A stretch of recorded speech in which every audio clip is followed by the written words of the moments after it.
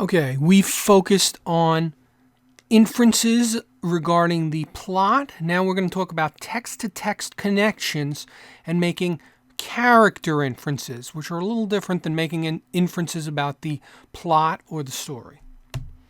Okay, what text-to-text connections can we make between the characters of the Red-Headed League and the Monkey's Paw?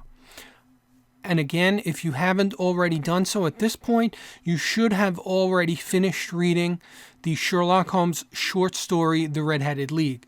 If you have not, I would recommend pausing the video and coming back to it after you have completed that.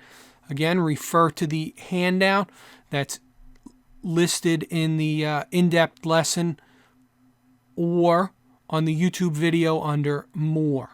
So read The Red-Headed League. You can also follow along while listening to the audiobook recording of it. I've posted a link to the LibriVox public domain one, and then come back to this after you've finished it. Okay? So what text-to-text connections can we make between the characters of the Red-Headed League and the Monkey's Paw? Again, please have finished reading the Red-Headed League, and I assume you've done the in-depth on the Monkey's Paw. If not, you should read that as well. Inferences with characters. Inferences are informed literary predictions. They're not simply about events like we've been talking about, but can also be about characters. And you'll see this a lot on the GED exam. How might characters relate to one another? So you have to anticipate their reaction to another character, or a likely or hypothetical event, something that may happen, or even how they relate to a character from another story or informational text. Oftentimes they may ask, how would the author of this text relate to the author of the other text? In the guided practice exercise, I asked you that as regards the text with the civil service examinations. Okay, and you made inferences.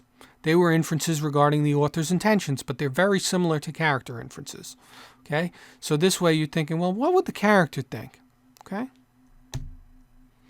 So briefly, I'm going to put up the slide about what would Sherlock do again, so we can remember what some of his outlooks were as we compare them to some of the people in the Monkey's Paw. Sherlock said, pay attention.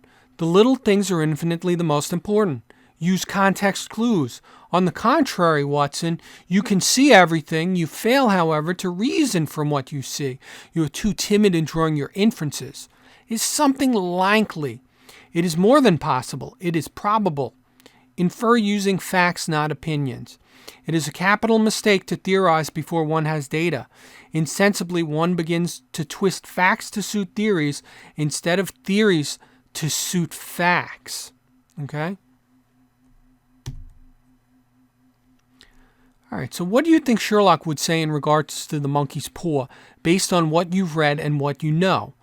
Remember that what would Sherlock do slide. And remember the storyline for the Monkey's Paw involved all sorts of magic wishes and the couple's son presumably being returned from the dead or something of that nature.